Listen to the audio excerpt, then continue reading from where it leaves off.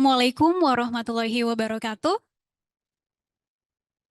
Salam sejahtera, Om Swastiastu, Shalom, Namo Buddhaya, Salam Kebajikan. Selamat pagi Bapak dan Ibu sekalian.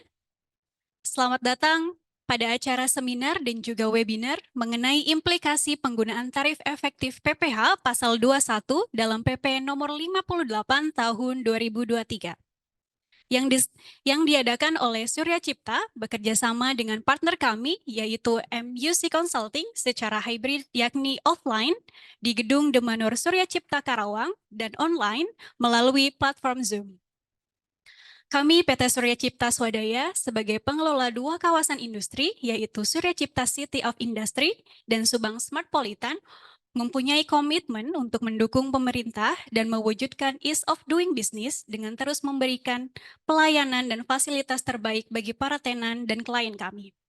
Kami berharap melalui kegiatan seminar ini, kami dapat memberikan informasi dan pengetahuan yang bermanfaat untuk dapat menunjang aktivitas bisnis Bapak dan Ibu sekalian. Sebelum kita memulai acara pada pagi hari ini, izinkan saya untuk memperkenalkan diri terlebih dahulu. Bapak dan Ibu mungkin ada yang belum kenal dengan saya. Saya Revi Cuhyanti dari Surya Cipta sebagai MC dan moderator yang akan memandu acara pada pagi hari ini. Yang terhormat Ibu Mediawati selaku Tax Partner MUC Consulting. Selamat pagi Ibu. Kemudian Ibu Evi Suryani selaku Tax Compliance Manager MUC Consulting. Ibu Cahya Fitriana selaku Tax Advisory Supervisor MUC Consulting. Dan tentu saja tidak lupa yang terhormat Bapak dan Ibu peserta webinar dan seminar baik yang hadir secara offline maupun yang hadir melalui Zoom pada hari ini. Selamat datang Bapak dan Ibu. Baik, saya akan merefresh sebentar terkait terbitnya PP nomor 58 tahun 2023 dan sudah berlaku sejak 1 Januari 2024. Pemerintah sudah menerbitkan Peraturan Pemerintah Nomor 58 Tahun 2023 tentang tarif pemotongan pajak penghasilan PPh Pasal 21 atas penghasilan sehubungan dengan pekerjaan, jasa, dan kegiatan wajib pajak orang pribadi. Memahami peraturan ini menjadi penting bagi para pelaku usaha dan industri untuk melakukan penyesuaian pengelolaan pajak SDM korporasi. Nantinya melalui seminar dan webinar ini, kita akan bersama-sama mempelajari lebih dalam lagi mengenai mekanisme perhitungan tarif efektif rata-rata PPh Pasal 21 yang diatur di dalam PP nomor 58 tahun 2023. Karena implikasi peraturan ini berimbas langsung terhadap wajib pajak, ketentuan baru ini sangat penting untuk diketahui oleh perusahaan.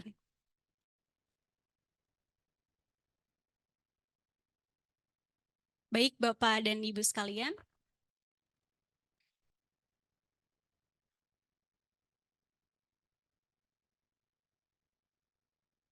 adapun susunan acara pada pagi hari ini adalah sebagai berikut. Sesi pertama adalah pembukaan acara, sesi kedua adalah keynote speech oleh MUC Consulting diwakili oleh Ibu Mediawati.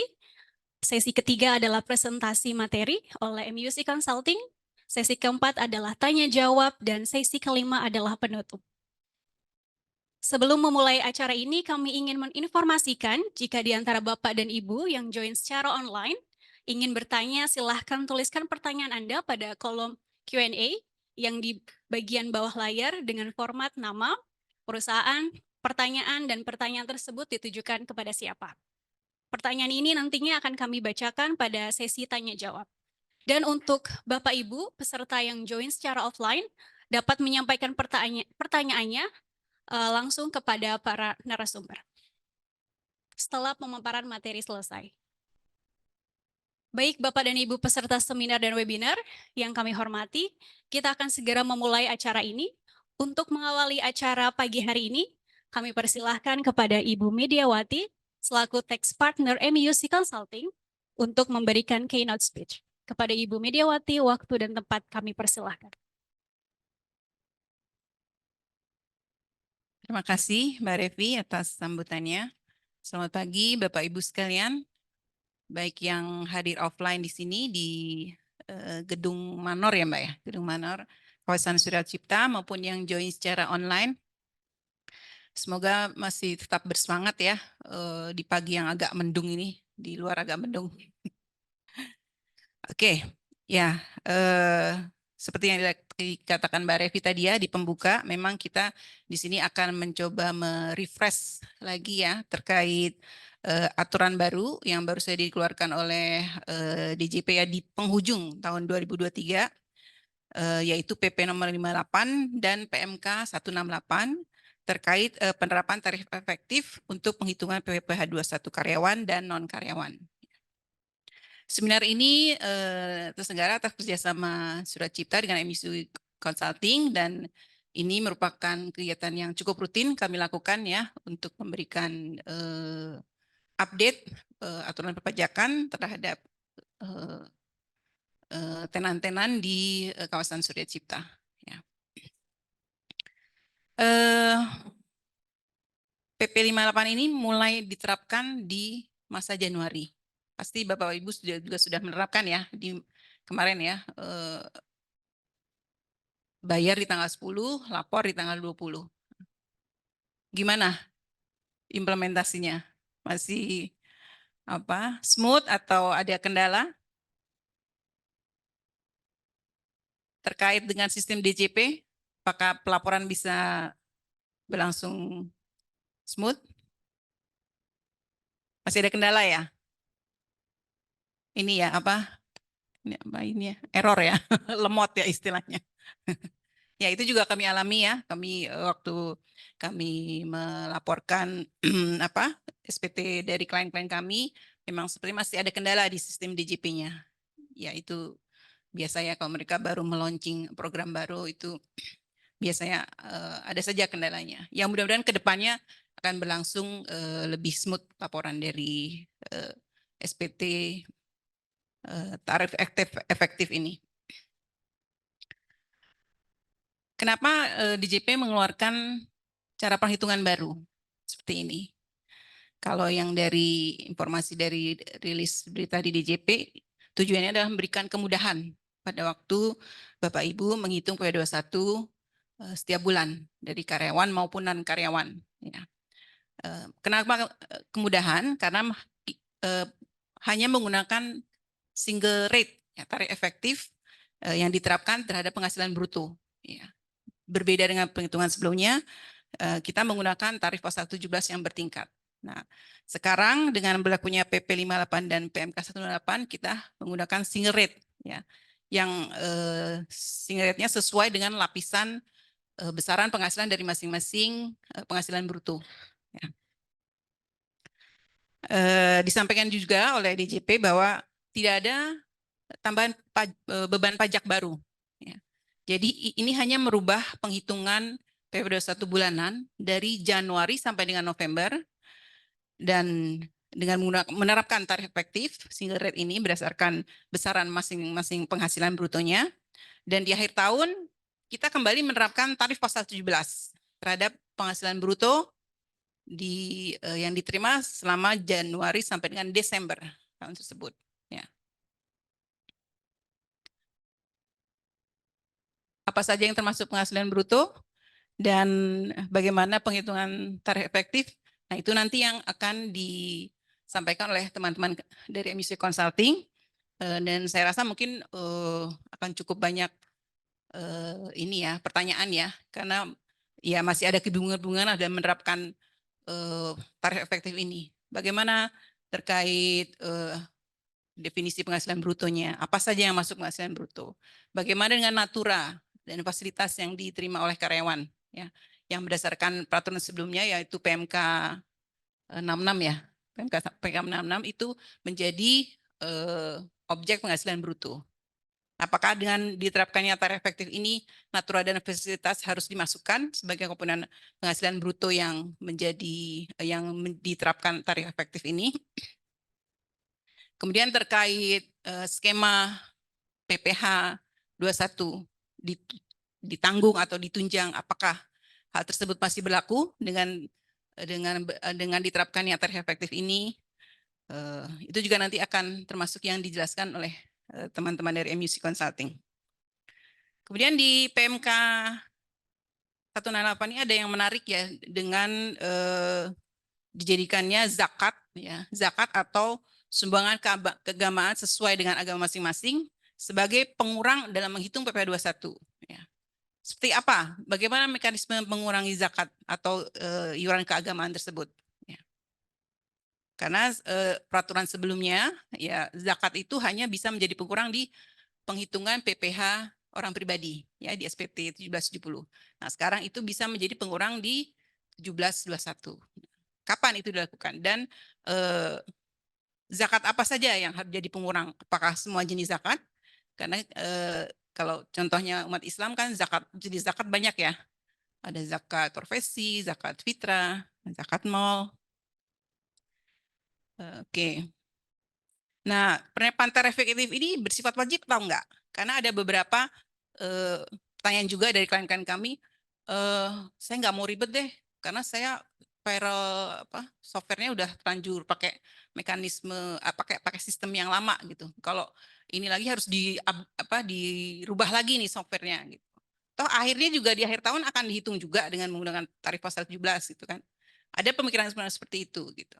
Dan pada awalnya memang itu agak kurang jelas ya antara boleh atau enggak tidak menerapkan tarif ter ini. Tapi di PMK 168 dan PP 58 itu lebih ditegaskan bahwa penerapan tarif efektif ini menjadi bersifat wajib ya. Karena PP 58 dan PMK 168 ini mencabut peraturan tentang penghitungan PPh 21 yang berlaku sebelumnya. Jadi ya memang penghitungan PPh 21 sekarang harus menggunakan PMK 168 atau PP 58 ini. Gitu. Kenapa ini menjadi hal yang penting? Karena akan terjadi perbedaan ya, perbedaan perhitungan dan perbedaan hasil PPh 21 terhutang. Kalau Bapak Ibu mungkin pernah mencoba simulasi membandingkan antara PPh 21 hasil penerapan tarif efektif dengan PPh 21 yang menggunakan tarif lama, pasti ada perbedaan ya. Nah, perbedaan ini yang bisa menjadi resiko jika ternyata dengan menggunakan tarif efektif itu PPh 21 menjadi lebih besar dari jika dibandingkan dengan menggunakan PPh 21 tarif yang cara perhitungan yang sebelumnya ya. Karena akan dianggap ada kurang bayar dari sisi otoritas pajak ya, kantor pajak, dan kurang bayar ini bisa konsekuensinya adalah penalti ya, sanksi bunga setiap bulan gitu. Jadi memang mau nggak mau penggunaan tarif efektif ini sudah harus dimulai sejak masa Januari 2024 ini.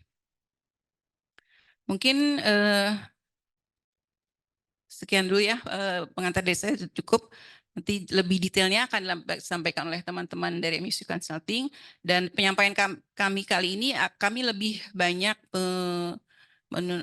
menyampaikan penghitungan ya. Jadi kalau secara teorinya mungkin Bapak Ibu sudah cukup paham ya. Kami coba menyampaikan beberapa contoh penghitungan, yaitu mudah-mudahan bisa menjadi lebih jelas bagaimana penerapan tarif efektif ini.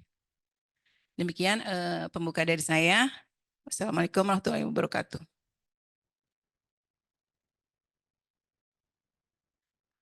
Terima kasih Ibu Mediawati atas kesediaannya untuk memberikan keynote speech. Sebelum kita memulai acara inti, saya ingin mengingatkan kembali bagi para peserta online yang ingin langsung bertanya dapat menuliskan pertanyaan Anda pada fitur Q&A yang ada di bagian di bawah layar. Dan bagi para peserta offline, dapat menyampaikan pertanyaan secara langsung pada saat sesi tanya jawab nanti. Baik Bapak dan Ibu sekalian, kita akan beranjak ke acara inti, yaitu pemaparan materi yang akan disampaikan oleh partner kami, yaitu MUC Consulting. Ya, terima kasih banyak Mbak Revi. Assalamualaikum warahmatullahi wabarakatuh. Selamat pagi Bapak dan Ibu, salam sejahtera untuk kita semua. Selamat pagi juga untuk rekan-rekan Bapak dan Ibu yang join di Zoom ya, di online Zoom hari ini. Perkenalkan kembali, saya Cahya Fitriana, Supervisor Tax Advisory MUC Consulting, yang hari ini akan memaparkan materi bersama dengan rekan saya, ada Mbak Evi Suryani, Manager Tax Compliance MUC Consulting. Nah, hari ini kami akan memaparkan terkait dengan penghitungan tarif efektif ya. Regulasi baru yang sebagaimana tadi disampaikan oleh Bu Meda baru berlaku nih, baru mulai diterapkan di 1 Januari 2024 gitu. Nah, mungkin boleh next ya, Mas.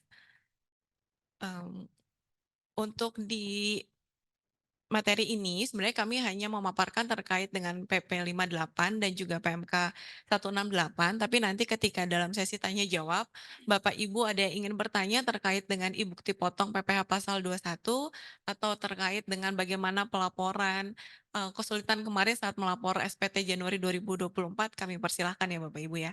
Kami tidak menutup kemungkinan untuk menjawab pertanyaan tersebut gitu. Nah, mungkin langsung saja masuk ke materi, sebagaimana yang tadi Bu Meda jelaskan ya, tujuan dari PP 58 ini sebenarnya adalah simplifikasi gitu, terutama untuk, para, perusahaan nih sebagai pihak yang memberikan penghasilan gitu untuk lebih mudah dalam menghitung PPh pasal 21 karyawan, terutama PPh 21 pegawai tetap secara bulanan gitu ya. Yang sebelumnya mungkin, banyak item-item yang harus dipastikan terlebih dahulu gitu. Contohnya seperti biaya jabatan atau iuran pensiun, PTKP gitu. Nah, hal ini sudah tidak perlu dikhawatirkan lagi di setiap bulannya gitu. Nah, lalu ada apa sih dampaknya dari penghitungan PPh 21 yang baru nih, TER yang baru?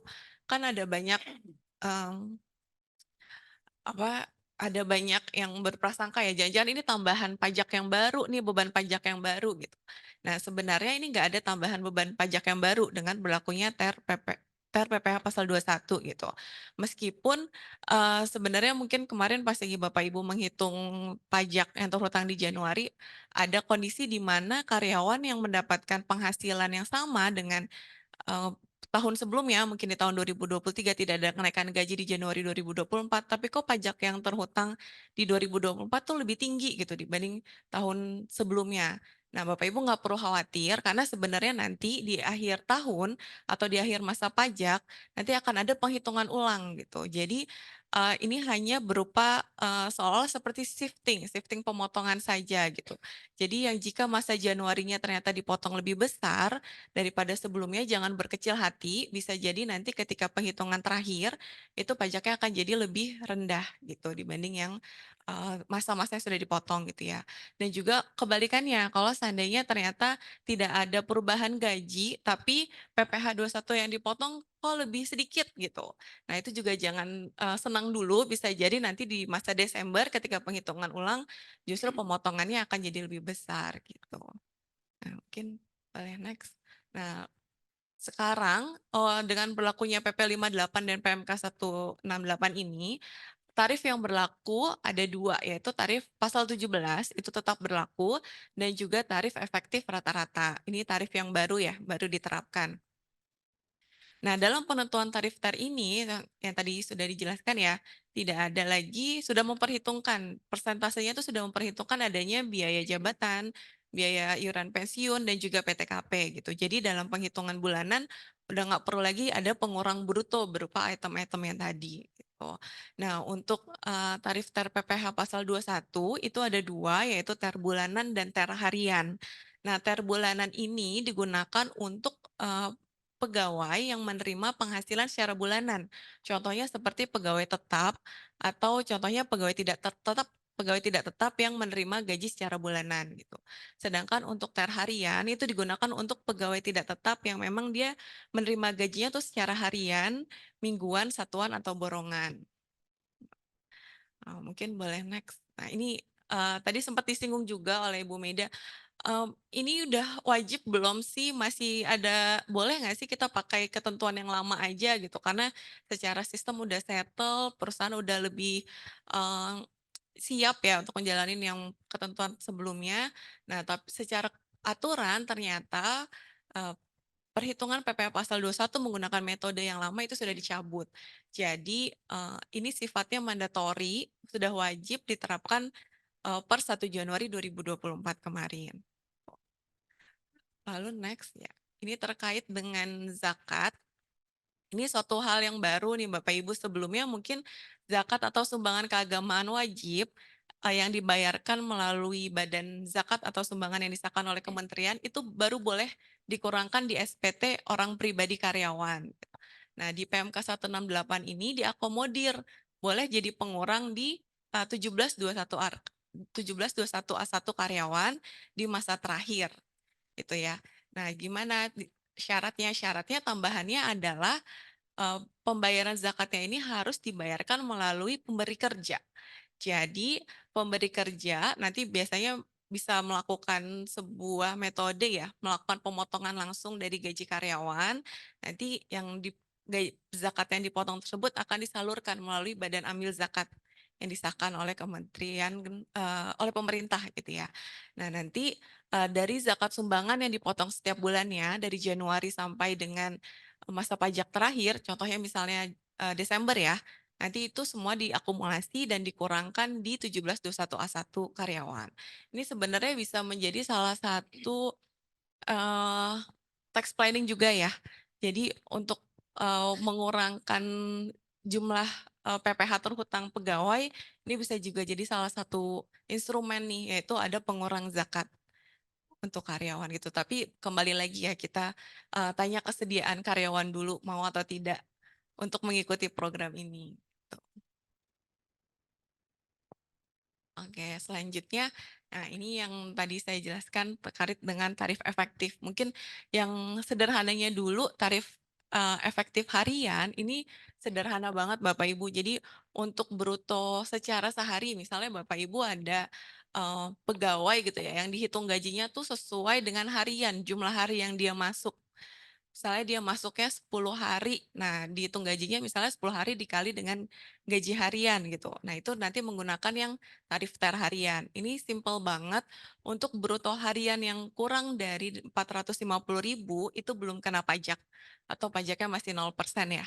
Sedangkan untuk yang bruto hariannya antara 450.000 sampai dengan 2.500.000 itu TER-nya 0,5%. Ini lebih simpel sih dibanding dengan perhitungan yang sebelumnya. Nah, yang kedua ada TER bulanan. TER bulanan ini kategorinya ada 3, ada A, B, dan C. Nah, gimana cara menentukannya pegawai ini masuk ke kategori A, B, atau C? Caranya adalah dengan mengetahui PTKP karyawan tersebut. Gitu. Nah, banyak pertanyaan nih dari wajib pajak sebelumnya, apakah ketentuan PTKP itu berubah dari ketentuan sebelumnya? Ini tidak ada perubahan dalam penentuan PTKP, jadi PTKP tetap sama ditentukan sesuai dengan keadaan per 1 Januari ya, per awal tahun gitu. Jadi kalau seandainya ada karyawan yang menikah tanggal 3 Januari gitu, kan menikahnya tanggal 3 Januari, per 1 Januari kan masih single ya Bapak Ibu, jadi masih menggunakan PTKP-nya tidak kawin nol gitu. Jadi penentuan PTKP, data karyawan untuk mengetahui PTKP karyawan per 1 Januari itu sangat penting. Karena ini tadi kita harus menentukan kategori terbulanannya gitu. Kalau seandainya PTKP-nya baru diketahui di Februari atau Maret itu kemungkinan nanti akan sulit karena bisa jadi di perhitungan Januarinya jadi salah gitu karena PTKP-nya belum update. Nah, untuk terbulanan kategori A itu adalah untuk PTKP TK0, K1 dan juga K0. Sedangkan untuk kategori B, PTKP-nya TK2, K1, TK3 dan juga K2. Nah, untuk kategori C ini satu PTKP aja yaitu K3 gitu ya. Mungkin boleh next. Ini adalah contoh, bukan contoh ya, ini tabel TER bulanan ya. Tadi contohnya untuk TER A, PTKP-nya TK0, K1, dan K2. Di sini jumlah penghasilan bruto yang kena pajak itu ada di Rp5.401 gitu. Nah, tarifnya di sini dari yang paling rendah itu ada 0,25%, paling tinggi ada di 34%. Gitu. Cara baca tabel ini adalah Bapak Ibu bisa menentukan dulu nih penghasilan bruto karyawan gitu ya. Misalnya gaji ditambah dengan lembur, ditambah dengan tunjangan-tunjangan let's say misalnya gaji karyawan tersebut ada di 20 juta gitu dengan PTKP TK0. Nah, di sini kita bisa tahu 20 juta itu ada di range antara 19.750.000 rupiah sampai dengan 24.150.000 rupiah ya, atau di nomor 19, di row 19. Di situ tarif TER-nya adalah 9%. Nah, jika tadi contohnya penghasilan bruto karyawan 20 juta, maka dari 20 juta itu langsung dikalikan dengan tarif TER yang 9%. Seperti itu, Bapak Ibu. Nah, mungkin boleh next. Ya, selanjutnya untuk tarif TER B, golongan B, ini untuk PTKP TK2, K1, TK3, dan juga K2.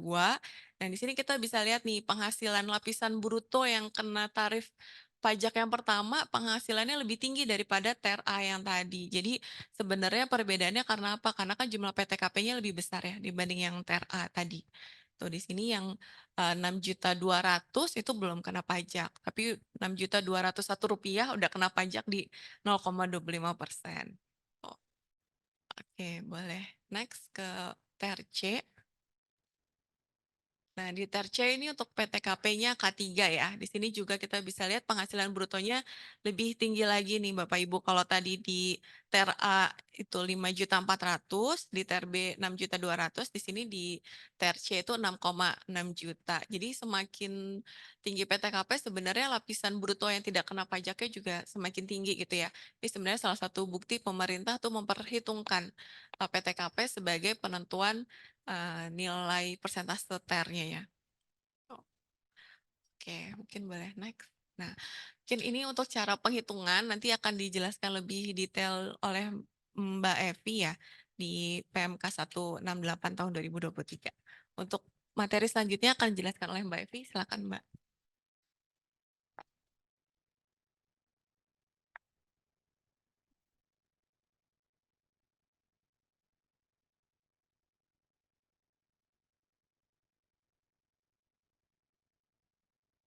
Ya, Assalamualaikum warahmatullahi wabarakatuh. Perkenalkan, nama saya Evi. Saya akan melanjutkan pemaparan sesuai dengan PMK 168 tahun 2023.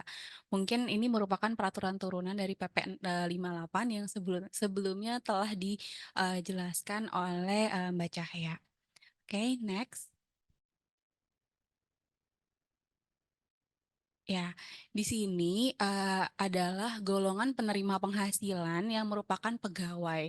Jadi kita tahu sendiri bahwa pegawai itu merupakan orang pribadi yang bekerja pada satu pemberi kerja berdasarkan suatu perjanjian atau kontrak kerja, lalu melakukan pekerjaan dengan memperoleh imbalan dalam periode tertentu. Nah, pegawai sendiri itu dibagi menjadi dua, yaitu pegawai tetap dan pegawai tidak tetap. Nah, bedanya apa? Ketika pegawai tetap, berarti dia menerima penghasilan secara teratur dalam jumlah tertentu. Nah, kalau pegawai tidak tetap, dia menerima penghasilan sesuai dengan jumlah hari kerja atau jumlah upah yang didapat. Jadi di sini memang ada perbedaan ya, pegawai tetap dengan pegawai tidak tetap. Mungkin kita next ya. Nah, pada PMK 168 dijelaskan dengan lebih detail jenis-jenis penghasilan teratur dan penghasilan tidak teratur yang diterima oleh pegawai tetap. Di sini ada gaji, lalu bonus, imbalan sehubungan dengan kegiatan, JKK, JKM yang dibayarkan ke BPJS TK melalui pemberi kerja, lalu ada juga iuran jaminan pemeliharaan kesehatan seperti BPJS Kesehatan, lalu juga ada premi asuransi kesehatan yang dibayarkan seluruhnya melalui pemberi kerja. Jadi seluruh komponen ini adalah penghasilan tambahan bagi pegawai tetap yang akan diperhitungkan dalam menghitung PPh pasal 21. Next. Nah, kita akan membahas mengenai gimana sih formula perhitungan PPh pasal 21 untuk pegawai tetap sebelum dan setelah berlakunya PMK 168. Sebenarnya kalau kita lihat di sini perbedaannya itu hanya di PPh pasal 21 masa saja, di mana ketika di PPh 21 per masa menurut Per 16 tahun 2016 yaitu sebelum berlakunya Per, kita bisa lihat di tabel yang atas. Di situ penghasilan bruto sebulan kita kurangi dulu dengan biaya-biaya pengurang berupa biaya pensiun, lalu ada biaya jabatan, iuran pensiun, lalu ada biaya jabatan, kita dapat penghasilan neto, lalu dikurangi dengan PTKP, baru selanjutnya kita kali dengan tarif. Namun ketika sudah berlaku PMK 168 tahun 2023, perhitungannya menjadi lebih disimplifikasi lagi. Jadi tanpa memperhitungkan besarnya biaya jabatan dan PTKP, tapi justru kita langsung merefer tarif yang berlaku sesuai dengan golongan PTKP-nya sendiri. Yang tadi sudah dijelaskan oleh Mbak Cahya, ada 3 klasifikasi ya, TER A, TER B, dan TER C. Jadi dari situ kita langsung kali dengan tarif yang berlaku bagi pegawai tersebut. Nah, ini berbeda dengan yang sebelumnya. Mungkin ini yang agak signifikan perbedaannya ya untuk perhitungan sesuai dengan PMK 168. Tapi kita bisa lihat nih, untuk PPh pasal 21 masa pajak terakhir antara Per 16 dengan PMK 168 itu sama seperti yang sudah disinggung dengan di awal oleh Ibu Meida, bahwa di akhirnya tetap akan dikunci gitu kan perhitungannya. Jadi hanya shifting PPh pasal 21 dari masa Januari sampai dengan November dibandingkan dengan Desembernya. Karena di akhir akan tetap dikunci. Tapi di sini perlu kita highlight, ada tambahan pengurang berupa zakat atau sumbangan keagamaan yang bisa diperhitungkan sebagai pengurang dalam menghitung PPh pasal 21 yang terutang. Jadi formulanya adalah kita kumulatifkan dulu jumlah penghasilan bruto setahun yang diterima, lalu kita kurangin dengan biaya-biaya yang dapat dikurangkan, seperti biaya jabatan setahun, sesuai masa kerjanya, lalu iuran pensiun, lalu zakat. Highlightnya adalah zakat yang dibayarkan melalui pemberi kerja, ya kan? Dan itu hanya bisa diperhitungkan di akhir tahun, masa terakhir, misal Desember, itu baru bisa diperhitungkan. Nah, lalu dikurangi dengan PTKP dan dikali dengan tarif pasal 17. Jadi di sini highlightnya yang sangat signifikan berbeda adalah di perhitungan bulanannya. Tapi di akhir masa tetap akan kita kunci menggunakan perhitungan formula PPh pasal 17. Mungkin di next kita akan lebih jelas memberikan contoh-contoh soal ya. Di sini saya akan memaparkan 4 contoh soal. Untuk yang pertama ini adalah di mana Tuan R bekerja pada perusahaan PT ABC, memperoleh gaji sebesar 10 juta, lalu membayar iuran pensiun sebesar 100.000, dengan status menikah tidak memiliki tanggungan, berarti K0 ya. Ketika sebelum PMK 168 berlaku, kita harus menggunakan formula ke bawah, bisa dilihat ya. Dari gaji dikurangi dengan biaya jabatan, ya kan, untuk mendapatkan penghasilan neto, lalu kita setahunkan dulu, dikali dengan 12. Lalu dikurangi dengan PTKP, dapatlah PKP. Nah, dari PKP tersebut dikali dengan tarif progresif pasal 17. Sehingga kita dapat nilai PPh pasal 21 setahun. Kita bagi lagi besarnya PPh tersebut dengan 12 bulan untuk mendapatkan PPh pasal 21 sebulan. Ini memang agak panjang ya untuk formulanya. Ternyata sejalan dengan yang disampaikan dengan Ibu Cahya tadi, ini ada simplifikasi ya. Ketika setelah berlaku PMK 168, jadi lebih dipermudah nih. Dari bruto tadi, kita kali langsung dengan tarif efektif rata-rata yang berlaku untuk PTKP K0, terus dengan penghasilan 10 juta, ternyata tarifnya adalah 2%. Jadi dari 10 juta tersebut langsung kita kali 2%. Nah, sehingga PPh yang terutang pada bulan tersebut adalah 200.000 gitu. Jadi lebih mudah ya Bapak dan Ibu. Oke, mungkin ini adalah next perhitungan ketika di masa terakhir. Anggap saja ini adalah masa Desember ya. Ketika masa Desember, kita bisa lihat di sini tidak ada perbedaan perhitungan. Ini adalah kumulatif gaji yang diterima oleh karyawan dari Januari sampai dengan Desember. Dengan asumsi seluruh penghasilannya itu sama. Gaji kita kalikan dengan 12, biaya jabatan 5% dari gaji, ya kan? Lalu iuran pensiun juga 12 bulan. Lah, kita perhitungkan untuk mendapat penghasilan neto. Dari penghasilan neto tersebut, kita kurangi dengan PTKP untuk mendapat PKP. Nah, PKP tersebut kita kalikan dengan tarif 17. Sehingga kalau Bapak dan Ibu bisa lihat di tabel, itu PPh pasal 21 setahun antara sebelum dan setelah PMK nilainya sama, 2.715. Berarti di sini tidak ada perbedaan sama sekali. Nah, kalau kita lihat ke kolom berikutnya, yang berbeda adalah jumlah PPh 21 yang sudah dipotong. Nah, di sini yang saya bilang tadi adalah ada shifting PPh pasal 21 karena perbedaan tarif tadi ya, perbedaan formula antara sebelum dengan setelah adanya PMK 168. Di sini, ketika sebelum menggunakan PMK 168, total yang dipotong adalah 2488.750. Namun setelah menggunakan PMK 168, jumlahnya adalah 2.200.000. Sehingga itu akan mempengaruhi PPh pasal 21 masa Desember yang harus dibayarkan. Jadi di sini untuk mengunci PPh 21 setahunnya itu akan sama ya. Kecuali apabila karyawan tersebut mengeluarkan zakat ya tadi ya. Maksudnya ada biaya zakat yang dibayarkan melalui pemberi kerja. Itu bisa kita jadikan sebagai pengurang di perhitungan di bulan Desember. Gitu. Oke, di next. Nah, selanjutnya ini adalah contoh apabila karyawan tersebut bekerja di tengah tahun. Biasa terjadi misalnya antara lokal, entah ekspatriat, dia mungkin bekerja di tengah tahun. Jadi kewajiban subjektifnya itu tidak dari awal tahun Januari. Bagaimana perhitungannya? Di sini contoh soalnya adalah Tuan C ini adalah warga negara Australia, menetap di Indonesia, bekerja di PTX. 1 September dia mulai bekerja untuk 3 tahun, tidak menikah dan tidak memiliki anak. Berarti PTKP-nya adalah TK0. Menerima penghasilan berupa gaji sebesar 20 juta per bulan. Bagaimana perhitungannya? Iya, mungkin saya nggak akan ngebahas yang PMK sebelumnya ya, karena kalau di sini yang berbeda adalah ketika dia baru bekerja di pertengahan tahun, di sini kita lihat ada penyetahunan ya, penghasilan netonya itu disetahunkan. Jadi ketika kita dapat penghasilannya dia, gajinya dia, kita kurangi dengan biaya jabatan, itu kita perlu setahunkan dulu nih, dikali 12, dikurangi dengan PTKP, dan sebagainya.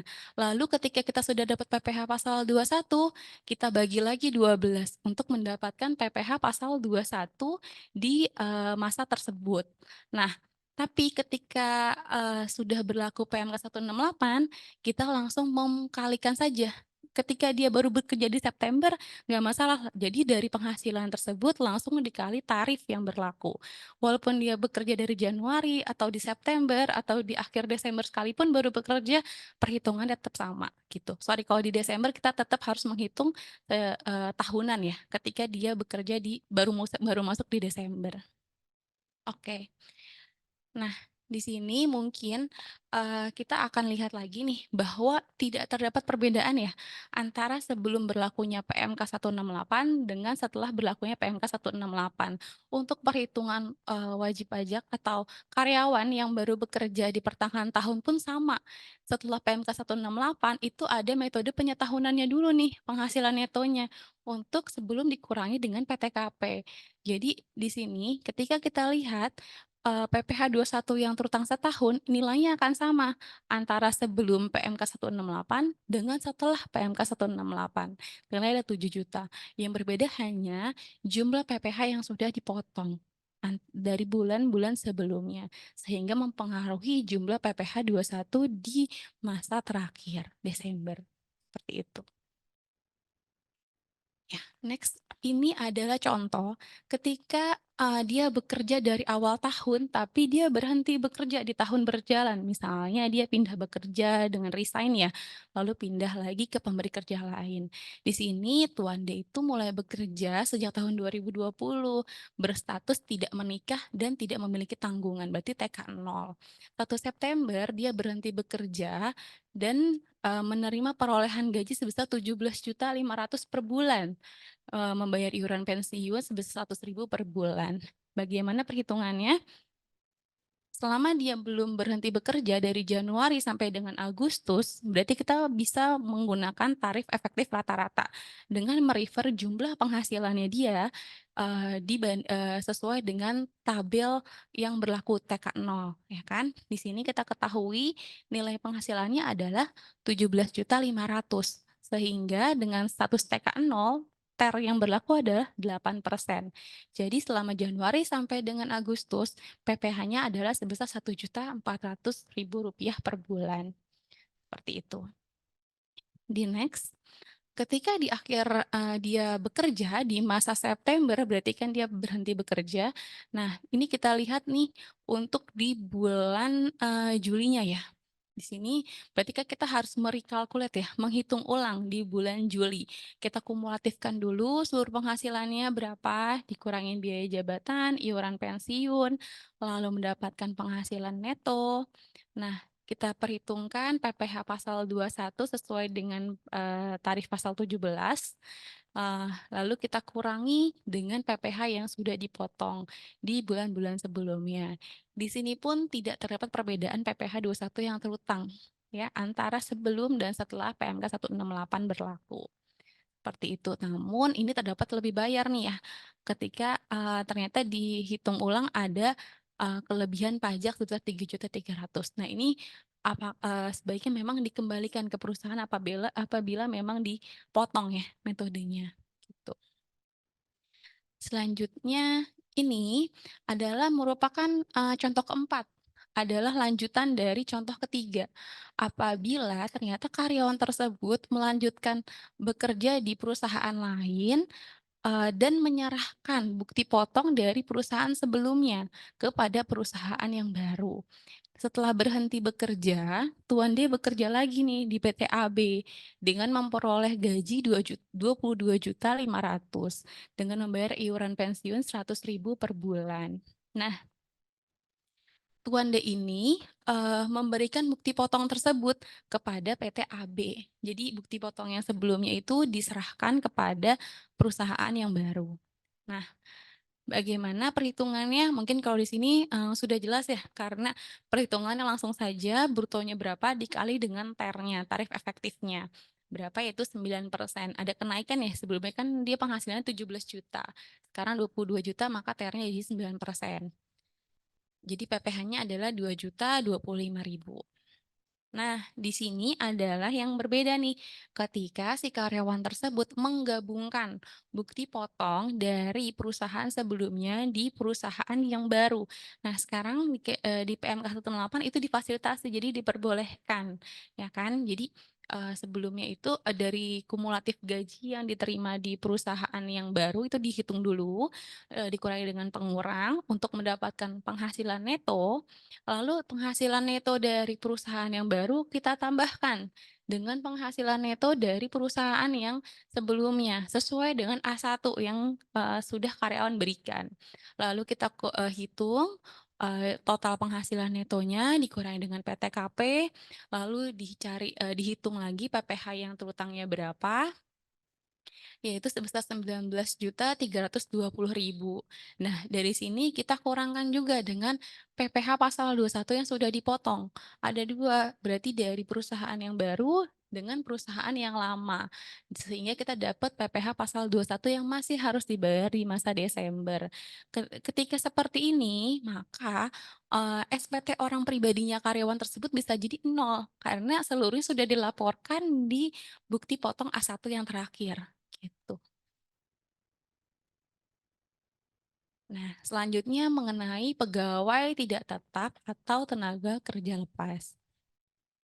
Di sini ada perbedaan ya, perbedaan perhitungan ketika telah berlakunya PMK 168, di mana untuk upah kurang dari 450.000 per hari itu perhitungannya adalah penghasilan tersebut yang dibayarkan harian dikalikan dengan TER harian, tarif efektif rata-rata harian, yaitu 0%. Apabila penghasilannya antara 450.000 sampai dengan 2.500.000, maka penghasilan bruto harian itu kita kali dengan TER harian sebesar 0,5%. Nah, apabila dia sudah lebih dari 2.500.000 ke atas, maka penghasilan brutonya itu kita kalikan dengan 50% dikali dengan tarif pasal 17. Nah, bagaimana ketika dibayar bulanan? Dia pegawai tidak tetap, tapi dibayarkan secara bulanan. Maka perhitungannya adalah penghasilan bruto sebulan itu dikalinya dengan TER bulanan. Di sini beda ya, Bapak dan Ibu, antara TER bulanan dengan TER harian. Jadi mekanisme pembayarannya pun perlu diperhatikan. Apakah memang pembayaran setiap hari atau pembayarannya memang per bulan? Itu akan mempengaruhi tarif yang digunakan. Mungkin kita ke contoh soal. Di sini apabila contohnya itu mendapatkan upah harian. Di sini Tuan K itu bekerja di PTM, lalu melakukan pekerjaan perakitan jam tangan selama 20 hari, memperoleh penghasilan secara harian sebesar 500.000 per hari. Jadi kita tahu nih, ketika 500.000 berarti dia sudah masuk sebagai bukan yang TER harian 0% lagi, tapi yang 0,5%. Nah, di sini kita langsung kalikan saja 500.000 tadi dikali TER harian 0,5%. Dapatlah nilainya adalah 2.500 per hari. Nah, karena ini dibayarnya per hari, ketika dia bekerja dia dibayar ya kan. Nah, kita harus sebagai pemberi kerja harus menerbitkan bukti potong sesuai jumlah hari dia bekerja yang dia memperoleh penghasilan gitu. Jadi di sini highlight-nya bukti potong harus diterbitkan sesuai jumlah hari bekerja. Gitu. Hari bekerja yang menerima penghasilan ya. Gitu. Nah, selanjutnya ini contoh soal ketika upahnya itu adalah borongan. Ketika upahnya borongan, ini Tuan Z ini melakukan pekerjaan pengecekan material selama 5 hari dari atas penyelesaian pekerjaan tersebut, dia memperoleh penghasilan sebesar 15 juta. Jadi langsung nih, kamu kerjain nilainya 15 juta selama 5 hari. Ini kan sistemnya borongan ya, Bapak dan Ibu. Nah, ketika dia sistemnya borongan, setelah berlaku PMK 168, kita harus menghitung dulu berapa sih rata-rata penghasilannya per hari untuk mengetahui apa tarif TER yang bisa kita gunakan gitu. Jadi dari 15 juta tadi kita bagi 5 dulu, 5 hari. Jadi didapatnya adalah 3 juta. Dari 3 juta tadi kita tahu kan, berarti kita bisa mengidentifikasi dia masuk yang di atas 2.500.000. Nah, ketika di atas 2.500.000, formula yang digunakan adalah 5% dikali dengan 50% dikali dengan total penghasilan yang diterima, yaitu 3 juta. Jadi totalnya adalah 75.000 per hari. Namun karena ini sifatnya adalah borongan, maka bukti potongnya itu bisa digabungkan. Walaupun dia bekerjanya 5 hari, jadi pemberi penghasilan tidak perlu membuat 5 hari, 5 kali bukti potong, tapi bisa digabungkan. Nah, rata-rata tadi hanya dicari untuk mengidentifikasi tarif mana yang bisa kita gunakan, gitu. Nah, selanjutnya adalah bukan pegawai. Bukan pegawai ini adalah orang-orang yang menerima penghasilan selain dari pegawai tetap sama pegawai tidak tetap. Nah, ini adalah jenis-jenisnya. Bisa dilihat bahwa di PMK 168 ini terdapat klasifikasi yang penambahan bukan pegawai yang baru, yaitu ada pejabat pembuat akte tanah. Mungkin bisa dilihat yang di bold ya. Itu ada PPAT, terus ada penilai dan aktuaris. Ada juga pembuat atau pencipta konten yang dibagikan secara online seperti influencer, selebgram, blogger, vlogger, dan jenis lainnya. Lalu di sini juga ada agen asuransi yang memang namanya dirubah ya. Sebelumnya adalah petugas dinas luar asuransi. Ini adalah jenis-jenis bukan pegawai. Jadi apabila Bapak dan Ibu di perusahaan menggunakan jasa-jasa ini, maka bisa kita lihat nih bagaimana cara perhitungannya. Next.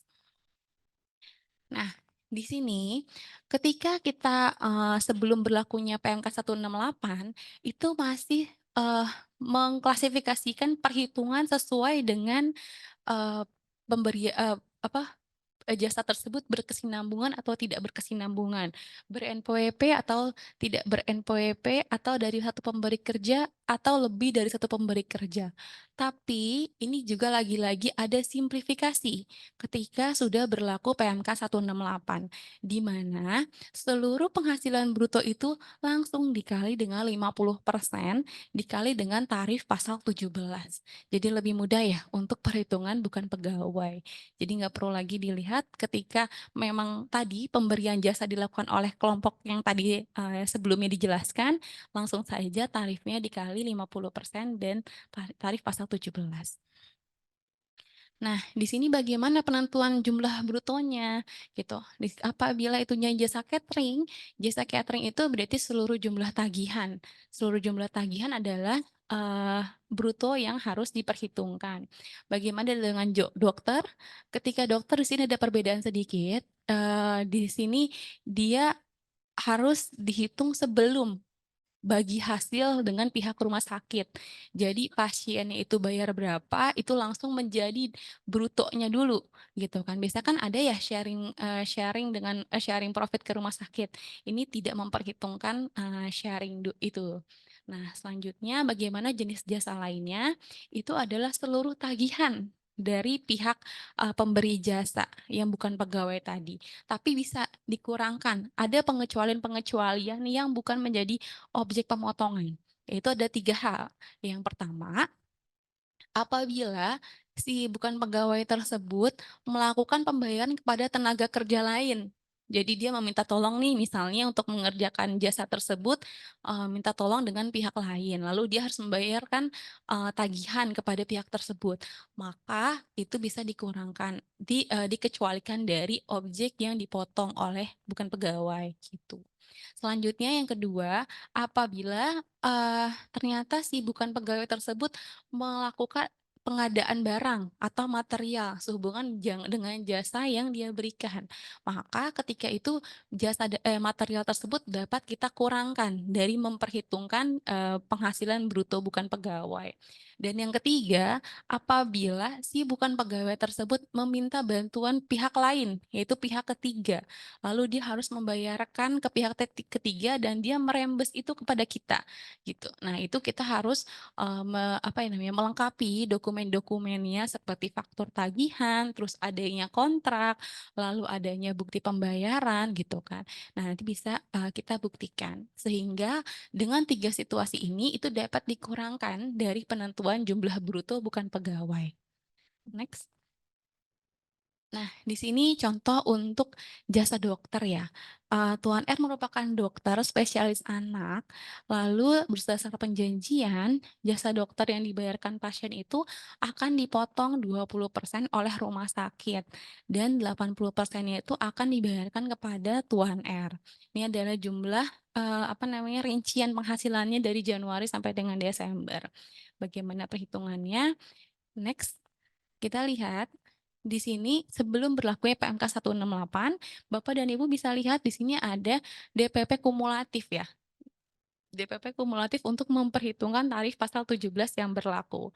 Ya kan, tapi ini sudah tidak berlaku, kita di next. Setelah berlakunya PMK 168, perhitungannya langsung dari total penghasilan yang pasien bayarkan kepada dokter, itu dikali langsung dengan tarif pasal 17. Jadi tidak ada kumulatif lagi. Oke. Next. Ini adalah contoh apabila kita menggunakan jasa lainnya, jasa bukan pegawai lainnya, yang di mana bukan pegawai tersebut mempekerjakan orang lain. dan melakukan penyerahan bahan atau material. Nah, di bulan Agustus, Tuan V ini melakukan penyerahan jasa perawatan AC, tapi dia dengan menerima imbalan 10 juta. Atas penyerahan tersebut, Tuan V itu mempekerjakan ahli kelistrikan dengan memberikan upah sebesar 4.500.000. Adapun penggantian komponen yang rusak sebesar 1 juta rupiah. Sebagaimana telah dituangkan dalam kontrak antara bukan pegawai tersebut, Tuan V dengan PTE, dan dibuktikan dengan faktur tagihan, maka perhitungannya menjadi DPP-nya adalah 50% dikali 10 juta total tagihan ya yang ditagihkan oleh Tuan V, dikurangi dulu dengan total tenaga kerja yang dibayarkan ya kan, kelistrikan 4.500.000 dikurangi lagi dengan 1 juta, yaitu adalah biaya material, sehingga total DPP-nya adalah 2.250.000. Sehingga PP pasal 21-nya adalah 5% dikali 2250.000, sehingga nilainya 112.500. Ya, seperti itu. Selanjutnya adalah subjek lainnya. Di sini subjek lainnya ya, berarti tadi kita udah bahas mengenai pegawai, bukan pegawai. Di sini ada lagi subjek lainnya, yaitu adalah peserta kegiatan, pensiunan, dan mantan pegawai. Di sini ada penambahan klasifikasi untuk peserta kegiatan berdasarkan PMK 168. Yang di bold itu adalah lokakarya atau pertunjukan atau kegiatan tertentu lainnya. Gitu, itu termasuk bagian dari peserta kegiatan. Ini adalah apabila ada penghasilan yang diterima oleh kelompok subjek pajak lainnya, maka kita harus memperhitungkan PPh pasal 21-nya. Next. Nah, ini adalah klasifikasinya ya, yaitu pertama peserta kegiatan, terus pegawai yang menarik uang masa pensiun, lalu ada mantan pegawai, ada dewan komisaris yang menerima penghasilan tidak teratur. Sebelum PMK 168 berlaku, kita menerapkan adanya yang kumulatif. Ya kan, ada yang kumulatif ya kan, tapi ketika sudah berlaku PMK 168 tidak terdapat penghasilan yang dikumulatifin. Jadi untuk peserta kegiatan, pegawai yang menarik uang pensiun dan mantan pegawai itu kita langsung kali aja bruto dikali dengan tarif pasal 17. Tapi untuk yang dewan pengawas atau komisaris, kita kalikan penghasilan bruto tersebut dengan TR bulanan yang sifatnya tidak kumulatif. Nah, di sini ada yang perlu di-highlight ya, Bapak dan Ibu, apabila karyawan tersebut merupakan pegawai di perusahaan tersebut, ya kan, dan perusahaan tersebut menyelenggarakan kegiatan, lalu pegawai tersebut mendapatkan penghasilan, ya kan, maka penghasilan tersebut tidak diperhitungkan menggunakan formula ini, tapi penghasilan tersebut digabungkan dengan penghasilan bulanan. Jadi misalnya ada karyawan bekerja, terus perusahaannya mengadakan event, lalu dia dapat uang tunai, ya kan, misalnya dia menang perlombaan apa. Nah, uang tunai itu dihitungnya tidak menggunakan penghasilan bruto dikali pasal 17 ini, tapi langsung ditambahkan ke penghasilan bulanannya pegawai tersebut, gitu. Ya, kurang lebih seperti itu. Next, kita ke contoh soal. Ini adalah contoh soal yang tadi sempat saya bilang. Dalam rangka memperingati hari jadi perusahaan, di bulan November, PTM ini menyelenggarakan perlombaan. Nah, Tuan W, itu TK 0, berhasil memenangkan salah satu perlombaan, mendapatkan hadiah berupa uang tunai sebesar 7.500.000. Karena Tuan W ini adalah pegawai tetap dengan penghasilan bruto 10 juta, nah, berdasarkan ketentuan PMK 168, maka mekanisme penghitungannya adalah dari penghasilan bulanannya dia 10 juta ditambah dengan uang yang dia dapat dari kepesertaan dia dalam perlombaan 7.500.000, di total ada 17.500.000 dengan status PTK 0, berarti di TRA, maka tarif yang berlaku adalah 8%. Sehingga total PPh 21-nya adalah Rp1.400.000. Seperti itu. Nah, selanjutnya ketika penarikan uang masa pensiun, manfaat pensiun oleh program peserta program pensiun, di mana nih Tuan Ki bekerja sebagai pegawai tetap di PTM, Tuan Ki ini menerima dan memperoleh gaji 12 juta.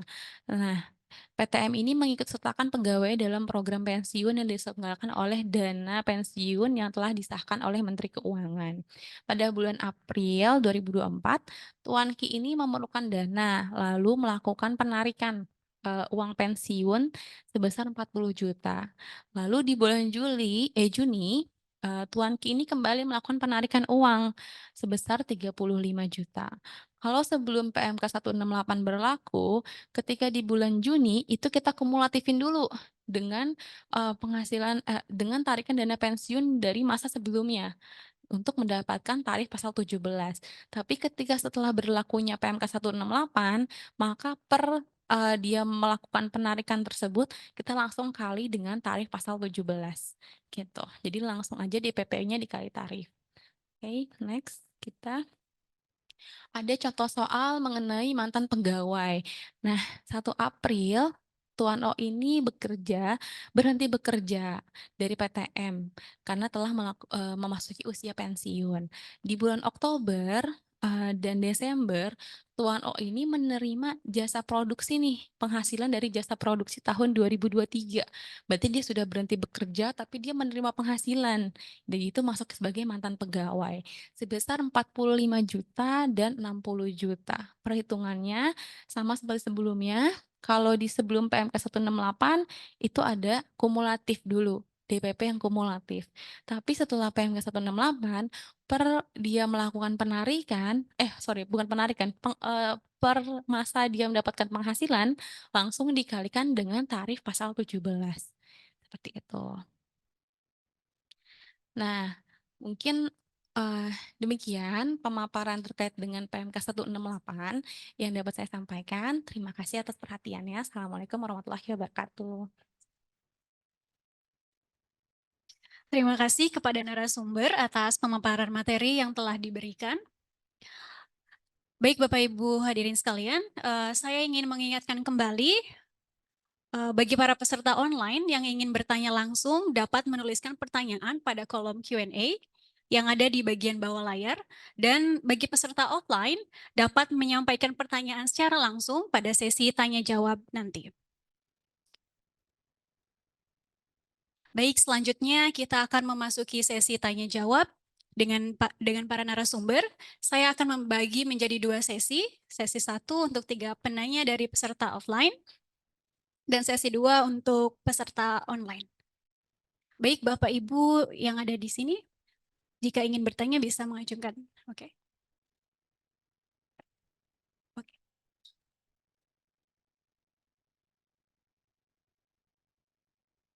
Assalamualaikum warahmatullahi wabarakatuh. Nama saya Toto Maryanto dari SCS. Izin bertanya, ada beberapa pertanyaan sih Bu. Untuk yang pertama, jika ada pegawai tidak tetap menerima penghasilan per 2 minggu, jadi kita bayarkannya 2 minggu sekali, apakah kita boleh menggunakan TER bulanan? Terus yang kedua, ada pegawai menerima upah tetap misalnya 1 juta per bulan, tapi di samping itu ada mendapat fee yang lain berdasarkan jumlah produksi atau jumlah yang dia kerjakan, misalnya persentase dari pekerjaan tersebut berapa. Apakah menggunakan TER bulanan atau pakai TER harian, dan itu apakah jadi 1 bukti potong atau 2 bukti potong. Kemudian untuk selanjutnya, apakah ada trik khusus untuk melakukan cross check antara pembayaran BPH dengan mekanisme impor bukti potong dari perekam, karena di kita sendiri untuk perekam dan user DJP online terpisah. Jadi yang perekam itu dari HRD, kemudian untuk yang melakukan pembayaran dari tim tax departemen. Nah kebetulan kalau misalnya untuk sekarang kan harus posting dulu ya Bu. Nah apakah ada trik khusus selain itu gitu? Karena kan kalau sudah posting antara dirubah atau dibatalkan kalau ada salah gitu ya. Kemudian untuk selanjutnya ketika ada LB misalnya lebih setornya itu cuma Rp100, apakah boleh dikompensasi atau apakah boleh tidak dikompensasi atau harus dikompensasi? Terima kasih. Silakan Pak.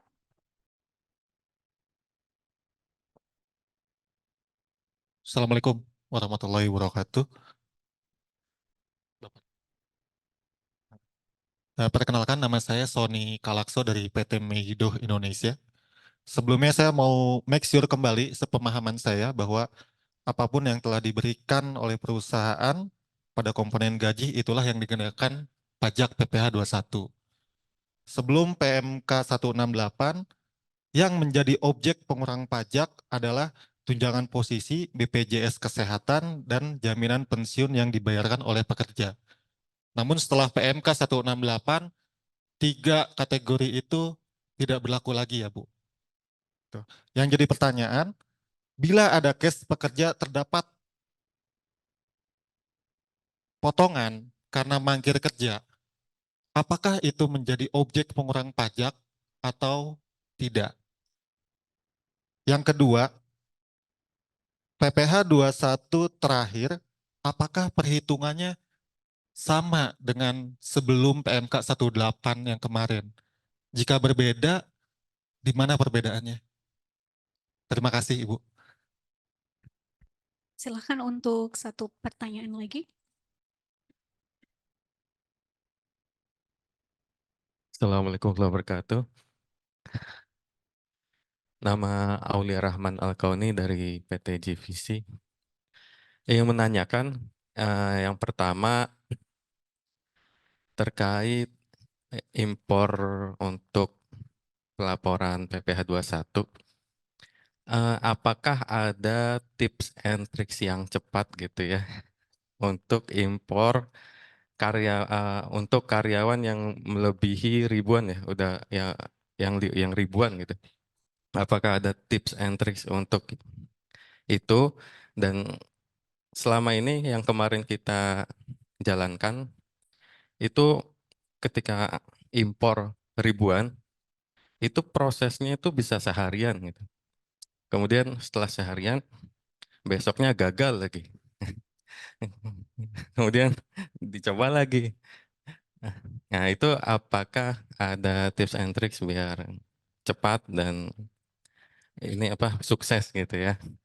Kemudian yang kedua, sebenarnya kita sudah lapor ya untuk GVC, sudah lapor. Setelah gagal itu kita split jadi dua kali impor. Dan itu kita tentunya deg-degan ya, karena takutnya perhitungan antara yang diimpor dengan yang kita bayarkan itu berbeda gitu. Setelah diimpor dan ketika kita input NTPN ya, itu ada perbedaan tuh antara yang dibayarkan dengan di sistem aplikasi PPh 21 gitu. Itu selisihnya 15 poin lebih sedikit, jadi kurang bayar kita. Itu gimana untuk perhitungan PPh 21-nya? Apakah di round up atau sesuai peraturan di round down gitu? Itu aja dari kami. Terima kasih. Assalamualaikum warahmatullahi wabarakatuh. Baik, kami jawab pertanyaannya satu-satu dulu ya. Mungkin dari Pak Toto, yang pertanyaan pertama, jika pegawai tidak tetap menerima penghasilan per 2 minggu, apakah boleh menggunakan THR bulanan gitu ya Pak? Kalau secara regulasi tidak boleh Pak. Jadi kalau THR bulanan itu kalau menerima penghasilannya per minggu, secara regulasi tetap harus dibagi per hari dulu gitu. Jadi seolah-olah kayak memang menerimanya tuh menerima harian. Kalau aku nggak salah juga di bukti potongnya belum mendukung sih Pak untuk yang penerima mingguan ya. Gitu. Jadi tetap dihitungnya per hari. Dan kalau mungkin kalau menggunakan THR bulanan juga secara kontrak harus diubah Pak dengan gajinya jadi gaji bulanan gitu yang diterima. Gitu. Mungkin yang pertanyaan yang kedua, pegawai menerima upah tetap dan mendapatkan jumlah produksi tadi dari persentase gaji gitu ya. Apakah menghitungnya dengan menggunakan THR bulanan atau THR harian? Mungkin pertanyaannya pegawainya ini pegawai tetap atau pegawai tidak tetap, Pak? Pegawai tetap ya. Ya, kalau pegawai tetap berarti nanti dari tunjangan produksinya itu bisa dimasukkan ke unsur gaji, Pak. Ya, jadi nanti hitungnya dijadikan satu dengan gaji dan tunjangan lainnya, nanti menggunakan THR bulanan. Gitu. Lalu apakah ada trik khusus antara pembayaran SSP dan perekam? Gimana Mbak Evi? Mungkin izin menambahkan ya Pak, karena memang itu ada dua link yang berbeda ya Pak ya, antara perekam dengan server perekam dengan server DJP online. Jadi ya kita hanya di DJP online-nya hanya bisa melihat totalnya aja Pak, totalnya aja. Nah sedangkan sorry kalau di Bapak berarti yang handle DJP online-nya itu pihak mana Pak?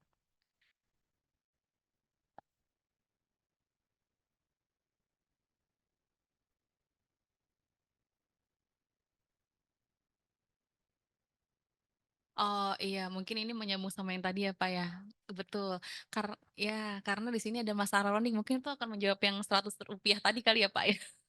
Iya, di sini memang isu terbesarnya untuk yang di Ibu Pot 21 ini sampai sekarang di kita pun masih belum tahu nih Pak.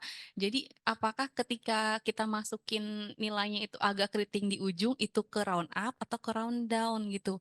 Karena kita ada ketika satu pegawai dia ke round up, ada satu pegawai dia ke round down gitu. Jadi memang ini karena masih proses penyempurnaan ya Pak ya dari sistem Ibu Potnya juga banyak beberapa klien yang kemarin emang selisih-selisih gitu Pak. Selisih-selisihnya itu memang dikit karena round down tadi gitu.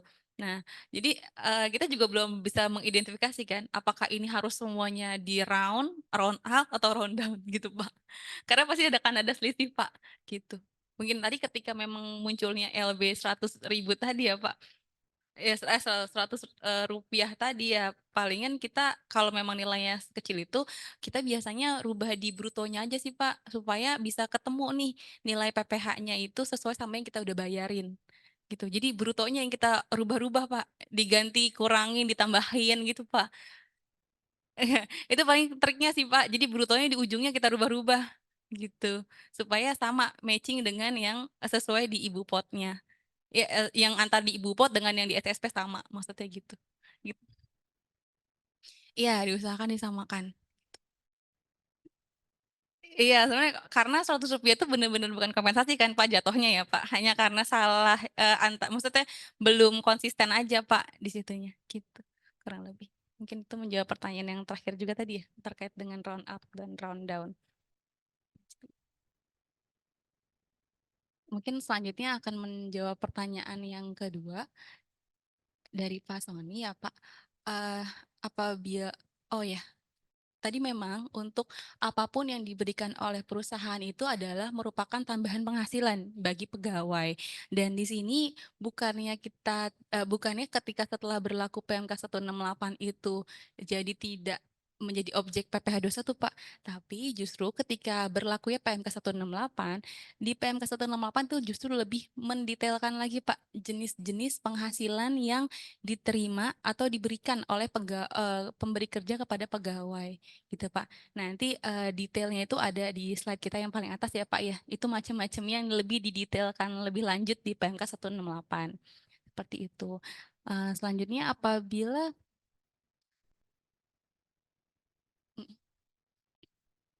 Oh iya, untuk pengurangan biaya jabatan dengan biaya pensiun, ya kan, iuran pensiun, itu diperhitungkannya di akhir, tetap di masa pajak terakhir. Karena setiap bulannya itu untuk TER hanya dari penghasilan brutonya aja, Pak.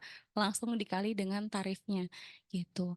Selanjutnya apabila ada case nih, di pekerja itu ada tidak mendapatkan penghasilan ya, Pak, ya, ada potongan gitu ya, Pak, potongan. Dan itu apakah bisa jadi pengurang atau tidak ya, Pak? Nah, apabila itu harus disinkronisasikan juga Pak dengan pembukuannya gitu Pak.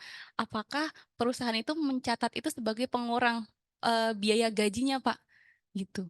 Jadi itu kita harus harus pastikan dulu sebagai penghasilan brutonya itu berapa gitu Pak. Iya. Oh, jadi pengurang.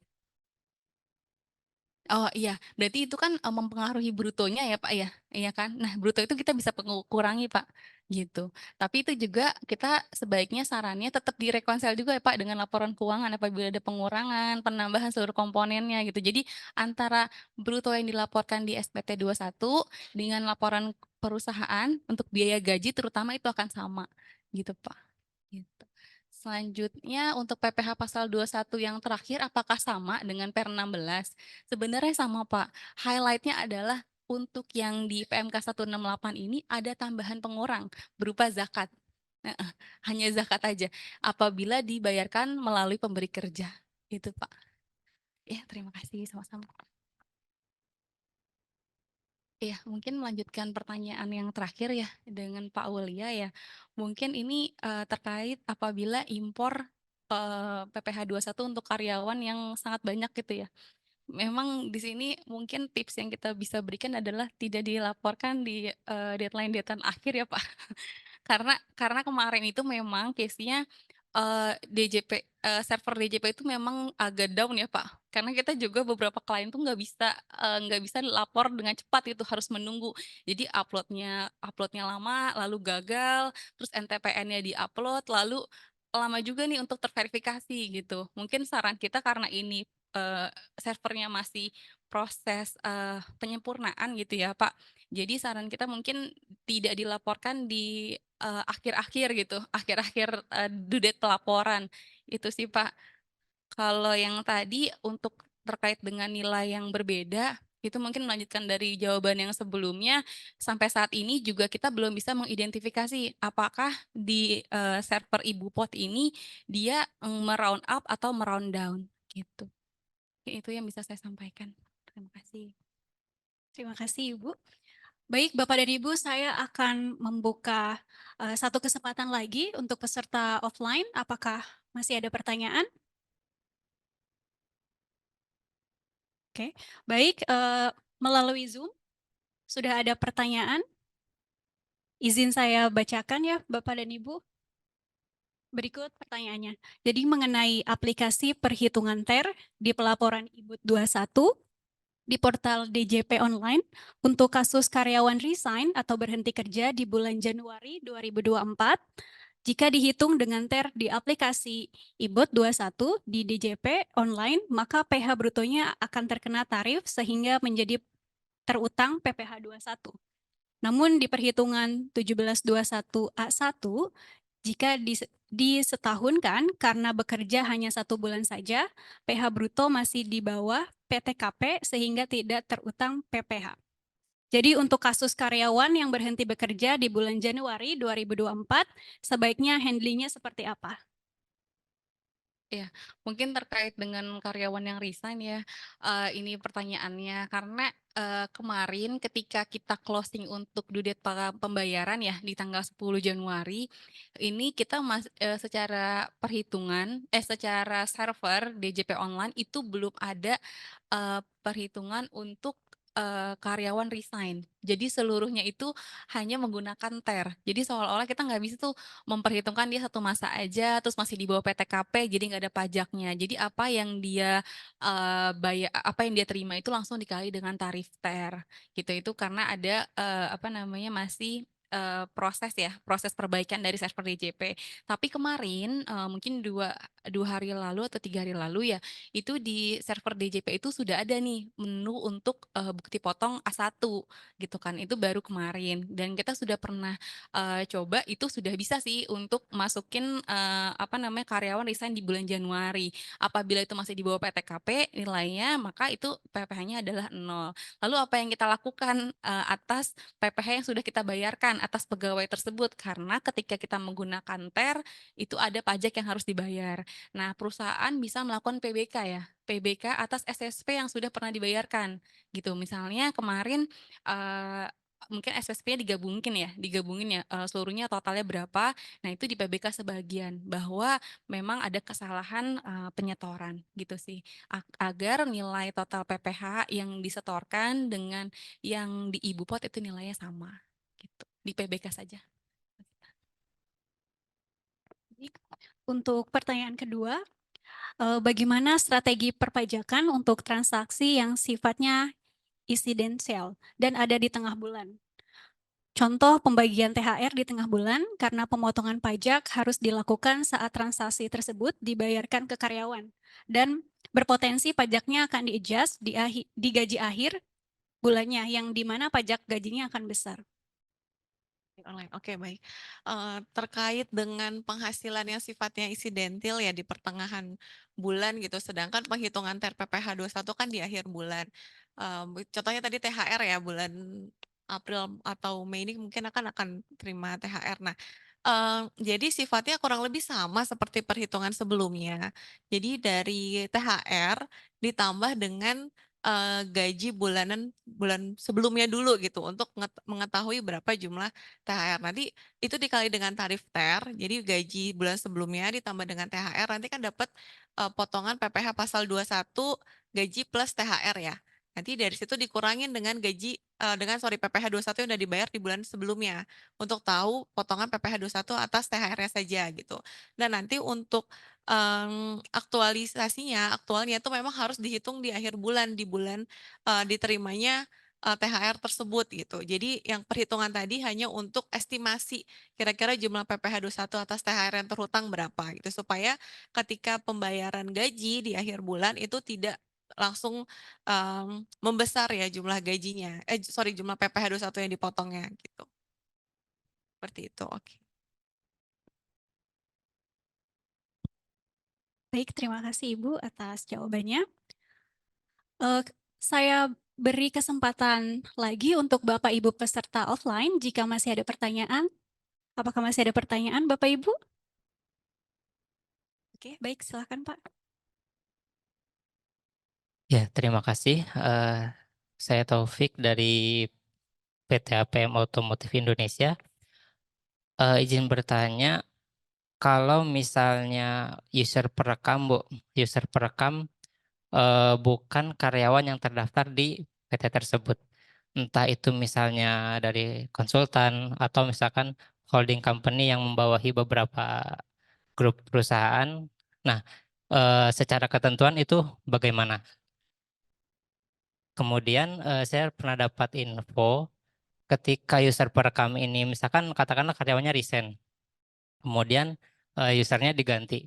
Nah, saya dapat info kalau misalnya user perekamnya ini dihapus gitu, kita nggak dapat melihat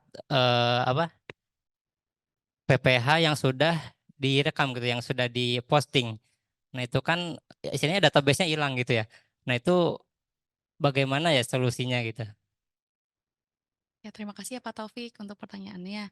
Nah, tadi untuk user perekam sendiri apabila didaftarkan untuk bukan karyawan ya, bukan karyawan seperti konsultan atau holdingnya ya Pak. Sampai saat ini memang belum ada ketentuan untuk terkait dengan user perekam itu sendiri ya Pak, harusnya siapa. Tapi kita menyarankan adalah orang yang dapat bisa melihat gaji ya Pak, itu terutama ya Pak, karena sifatnya itu konfidensial ya Pak. Dan di sini memang boleh sih Pak, kita sih menyarankan memang orang-orang yang bisa melihat gaji dan dia itu juga dipastikan dianya juga bersedia gitu Pak, karena menggunakan NPWP-nya dia ya Pak ya gitu. Nah, selanjutnya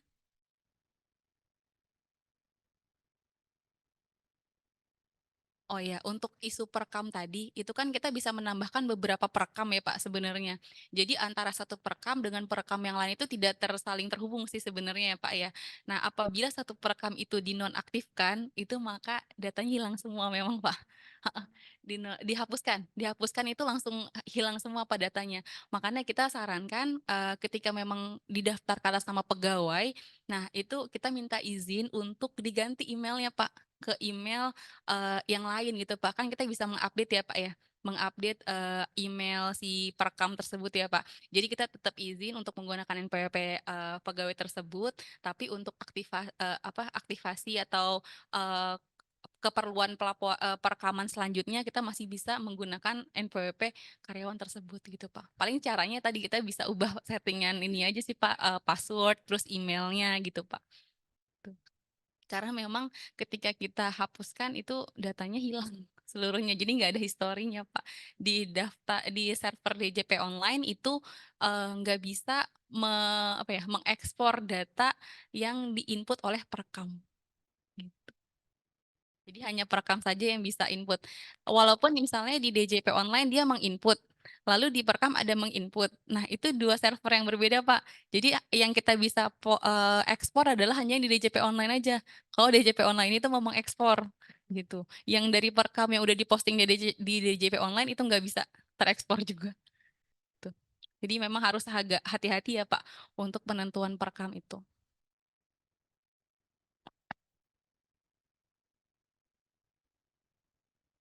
Baik, untuk Bapak dan Ibu peserta offline, apakah masih ada pertanyaan lagi? Silakan.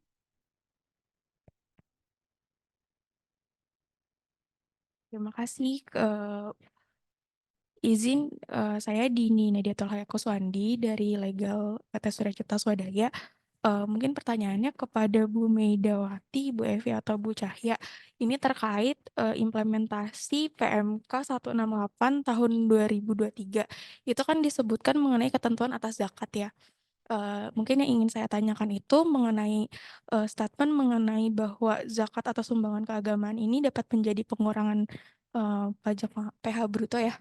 Itu implementasi atau realisasinya seperti apa ya Bu? Manakala katakan kita sebagai pegawai ingin melakukan pemotongan uh, zakat melalui perusahaan seperti itu sih Bu. Terima kasih. Oke, izin langsung dijawab ya Mbak Revi ya. Oke, jadi untuk implementasinya untuk zakat atau sumbangan keagamaan yang bersifat wajib ya, itu harus melalui pemberi kerja. Jadi dari perusahaan harus punya program ya untuk memotong zakat dari gaji karyawan gitu. Iya, harus dari perusahaan karena perusahaan sebagai pihak yang perantaranya ya. Jadi memotong gaji dulu dari memotong zakat dari gaji karyawan, nanti perusahaan yang akan membayarkan ke badan amil yang disahkan oleh pemerintah gitu. Nanti dari kalau itu sudah dilakukan, nanti zakat yang sudah dipotong dari Januari sampai dengan Desember baru jadi pengurang di perhitungan Desember 17/21/A1 gitu ya. Kalau untuk yang di perhitungan bulanan belum boleh jadi pengurang. Jadi pengurangnya nanti di akhir tahun gitu. Iya, tergantung perusahaannya. Boleh sih kalau mau mengusulkan ya mungkin jadi salah satu tax planning gitu. Oke. Iya, mungkin yang perlu diperhatikan juga jenis zakatnya hanya zakat penghasilan ya. Jadi kalau ya zakat profesi yang 2,5%. Kalau seandainya ada zakat fitrah nanti di bulan Ramadan dan zakat mal itu tidak boleh jadi pengurang. Hanya zakat profesi aja.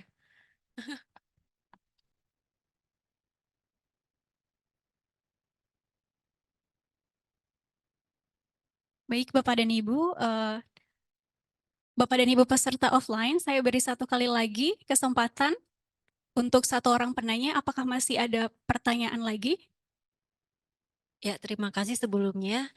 Saya Reni dari PT GVC. Yang saya tanyakan di GVC itu ada NPWP pusat dan cabang. Untuk saat ini pelaporan PPh 21-nya menggunakan NPWP cabang. Itu kapan waktunya PPh 21 dilaporkan menggunakan NPWP pusatnya, Bu? Apakah nanti ada pemberitahuan atau sementara menggunakan NPWP cabangnya? Ya, cukup. Terima kasih.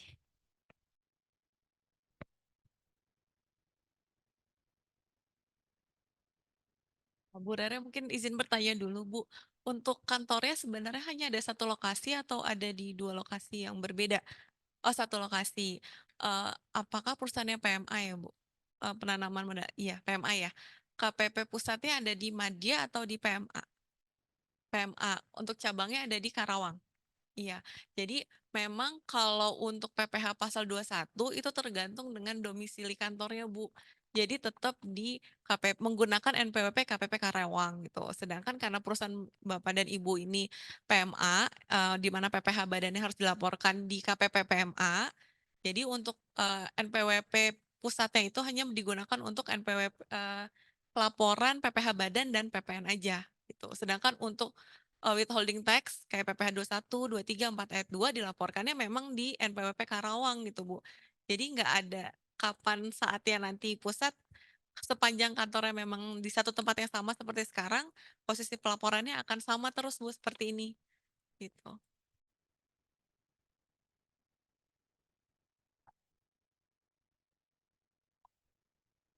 Oh, iya, itu kan yang 16 digit itu kan untuk yang ini ya Bu ya, pemadanan ya. Tapi kalau untuk pelaporan itu belum ada perubahan sih Bu. Tetap tetap sama. Baik, Bapak dan Ibu, karena keterbatasan waktu yang kita miliki saat ini dan masih ada beberapa pertanyaan yang belum sempat kami jawab satu persatu pada sesi Q&A ini, maka akan kami jawab melalui email Bapak dan Ibu sekalian. Terima kasih Bapak dan Ibu atas pertanyaan yang telah disampaikan kepada kami. Bapak dan Ibu peserta seminar dan webinar kali ini, kita sudah sampai pada penghujung acara. Kami sampaikan terima kasih kepada peserta seminar dan webinar hari ini. Tidak lupa kami sampaikan juga terima kasih banyak kepada narasumber yang telah bersedia untuk memberikan ilmunya. Kami juga sampaikan permohonan maaf jika ada hal-hal yang kurang berkenan. Kami menyadari bahwa informasi ini belum sepenuhnya memuaskan keingintahuan Bapak dan Ibu sekalian. Untuk itu, jika ada pertanyaan yang lebih detail terkait implikasi penggunaan tarif efektif PPh pasal 21 dalam PP nomor 58 tahun 2023, maka Bapak dan Ibu dapat mengirimkan email ke revi.cuhyanti@suryacipta atau dapat langsung menghubungi MUC Consulting. Dan terkait bahan presentasi acara ini akan kami kirimkan melalui alamat email Bapak dan Ibu sekalian untuk yang sudah didaftarkan setelah kegiatan seminar ini selesai. Baik Bapak dan Ibu, kami menginformasikan kepada Bapak Ibu sekalian bahwa di hari Rabu tanggal 28 Februari 2024 kami akan mengadakan seminar dan webinar berkolaborasi dengan partner kami yaitu MUC Consulting tentang ketentuan pajak terbaru atas transfer pricing sesuai PMK 172 tahun 2023. Sampai jumpa kembali di acara webinar series Surya Cipta Center of Information selanjutnya. Sekali lagi kami sampaikan terima kasih dan selamat beraktivitas kembali. Semoga apa yang kami suguhkan hari ini dapat bermanfaat. Akhir kata kami pamit dan sampai jumpa lagi di kesempatan baik berikutnya. Wassalamualaikum warahmatullahi wabarakatuh.